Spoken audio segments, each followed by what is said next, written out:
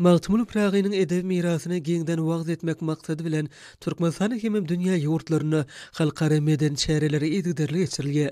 Magtymul Pragy öz eserlerine parahatçylygy, agdybirligi, dost dogunlygy ünden insan kalbyna baky ornalan akyllar şahyrdyr. Ýergelene Magtymul Pragynyň goşgularynyň ermeni diline terjime edilip kitaplarynyň neşir edilendigini, ermeni ýazyjy şahyrlarynyň, edebiýatçylarynyň Magtymul Praga bagyşlap bir näçe makalary ýazanlyklaryny bellemek aýratyn ýakymlydyr. Yerevan şäherine geçirilen konsertde Maýa Kuliýewa adynaky Türkmen Milli Konserwatoriýasynyň mugallimleri we talipleri çykyş etdiler.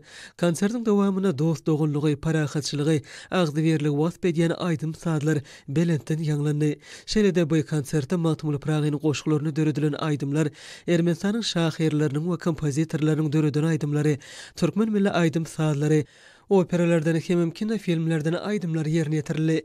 Yerevan şäheriniň ýaşaýjylar tarapyndan gazgyn garşylanan bu konsert tomoşaçylaryň uzak el çarpmalary münasip boldy.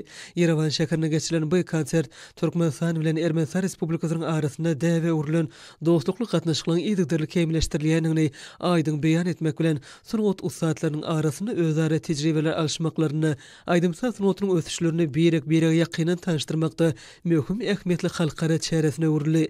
Yerevan şäherine geçirilen konsertde çykyş eden medeniýet we sunugat ustadlarymyz türkmen aýdymsal sunugatyny dünýä ýüzüne giňden ýaýmakda millilizerimiz gahrman arkadağymyzyň hemem arkadaly gahrman serdarymyzyň beýmeşhur gollaw himaýetleriniň bardygyny, ähli şertleri dörüd ýanyklerini uly buýsonç bilen bellediler. Ýurdumyzyň medeniýet we sunugat ustadlary dünýä döwletlerine geçirilen halkary medeni çäreleri gatnaşmagy dörüdilýän şertler, gollaw himaýetler üçin türkmen halkynyň millilizeri gahrman arkadağymyza, arkadaly gahrman serdarymyza alkyşlaryny beýan etdiler.